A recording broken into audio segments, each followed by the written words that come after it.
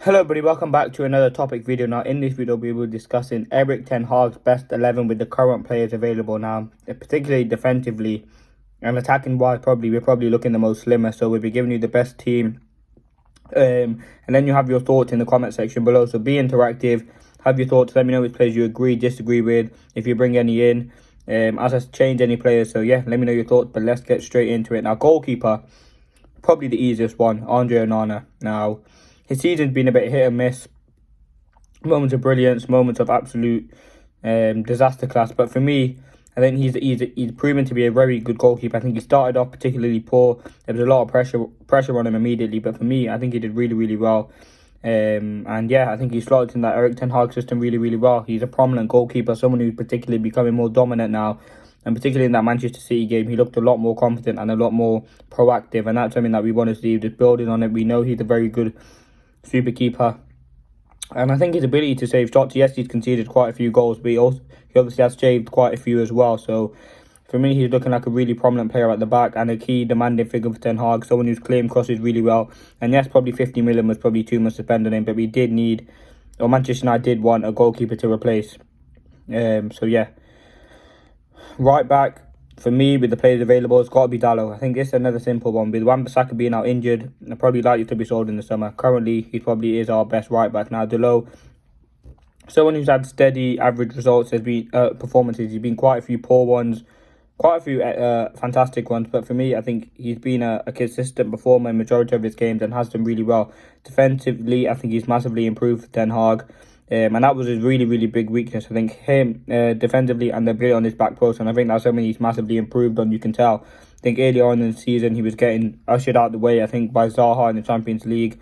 He looks a lot more built now, a lot more strength at the back, and he is doing really well, in my opinion, Dalot. As I said, a lot of criticism has been given to him, but for me, I think he's been one of Manchester United's steady performers.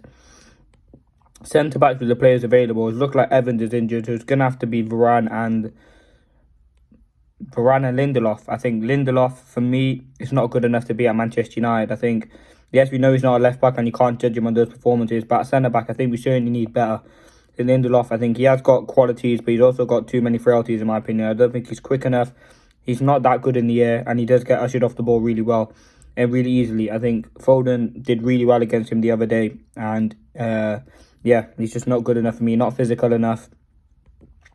Varane, for me, at the moment, he's doing really well. Becoming a leader at the back, clearing the ball, really good at interception, and becoming a demanding and commanding figure at the back for Manchester United. So I'm really happy with Varane at the moment. I think he's doing really well, and his performances have continued to develop. We know he's a world-class centre-back. It's just all about how we can keep him fit. And right now, he's looking like an integral part of the squad. Someone who we rely on, someone who we massively need. And he is a key member of Ten Hag's team, someone who can rely on the back, as I said. And he does it really good, just gets around his job really tidy, and is a really comfortable defender. Left back, for me, at the moment, you've probably got to put Amrabat now. He was really poor against Manchester City, hasn't got a moment to start midfield, but with the only options available, you could put him there. Now, you could put Kambwala at right back, Dalot left back, but for me, Dalot right back and Amrabat left back. Now, Amrabat looks a bit more steady at left back, in my opinion. I think he was particularly poor in midfield, just ended the game against Manchester City. And we can't put too much emphasis on that. It was a bad mistake, but it was a glimpse. But for me, I think he's been good enough. At left back, he'd been steady in the game at Forest where he played. So for me, at the moment, you've got to put Amrabat in at left back. I think he's been sound. And he's pretty good defensively, being a holding midfielder anyway. So he does offer you that security. Gives you that ability to drive into midfield as well, which creates more space. So yeah, Amrabat will have to be at left back for now. Into midfield, Casemiro for me at the base. I think he's looked really sound. He's really good at protecting the back four. Yes, he's a bit rushed at times, but overall, I think for me, he's been fantastic. I think a commanding figure at Manchester United and a midfielder that we need. I think his experience is vital for someone like Kobbie Mainoo, who can learn and develop under him. So yeah, really happy with Casemiro at the base. Whatever happened in the summer will happen, but right now we need him, and he is a key member of that midfield. Next to him, another shining star, Kobbie Mainoo, shined throughout every Manchester United game that he played. One of our best players on the ball at such a young age, and I don't want to put too much pressure on him, but he's been absolutely fantastic. The quality that he's shown has been fantastic, and he has looked to be a dominant figure in that Manchester United midfield. We do not want to drop him. He's been absolutely world class. Unless we can build with him. He's still raw, he's still developing. But for me, for now, we need to stick him in that midfield. And whether you like it or not, this is going to be a controversial one. It has to be Bruno Fernandes. Now, I've been someone who's heavily scrutinised him, and the scrutiny has been right. I think he's not been good enough.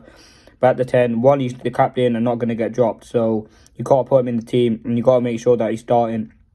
Then with Bruno, he's just got to keep it simple. For me, sometimes he tries to overcomplicate things, which does make it harder for himself. So you got to put Bruno in the team for me.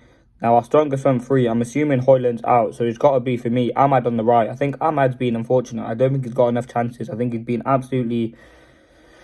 well, last season he was absolutely fantastic, and this season he hasn't got chances to show what he's about. Now, Amari, Force and Anthony, for me, I think Ahmad's better than them, and you just got to give Ahmad a chance. I think other players have had their chances, and for me, Ahmad he's developing, still developing, and he does look really, really good, and someone who we should give a try on that right hand side. Now, if it doesn't work, we know that, but if we never try it, then we never know what happens. So for me, you got to give it a chance for Ahmad on the right. He's looked absolutely he's a tidy player, someone who can knock the ball around, and yeah, for me, it looks good. Now up front, gotta be Marcus Rashford. I think his goal in the derby was kind of good, was really good, but overall playing as a striker has not been good enough. I think particularly last season he played that striker role a bit more often, with Weghorst kind of filling in at the 10, and I think he did really well there.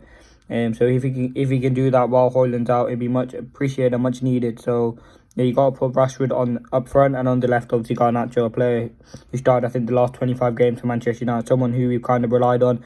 Yes, his form's, he's probably dropped off now, but he is playing a lot of games. And yeah, he's still continuing to mould. We have got quite a few players in our team who are still developing.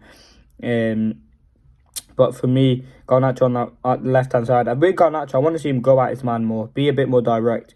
He sometimes really likes to come inside. You've got to go on the outside and make a switch up your game and variety. And that's something with Manchester United wingers, they've become really predictable. But Ten Hag's best team, let me quickly give you a run through it. Let me know if you agree with me. Andre Onana in goal, the low right back, centre backs Lindelof and Varane, with left back Amrabat, into midfield Casemiro, Kobbie Mainoo and Bruno Fernandes. Up front, Rashford, on the right Ahmad, and up front, no, sorry, left hand side Garnacho, up front Rashford, on the right Ahmad. Now this is bearing in mind players that are available right now, not players, because definitely I would have changed it. Be sure Dalot, Martinez, Varane, Casemiro, Mainoo, Bruno, Højlund, Rashford, Garnacho. But there would be players I'd certainly bring in. But that's the best team with the players out injured. Let me quickly go over it one more time. Onana, Dalot, Lindelof, Varane, Amrabat, Mainoo, Casemiro, Bruno, Rashford, Ahmad, and Garnacho. Now a young front three. Let me know what you think. Like, comment, and subscribe. Peace.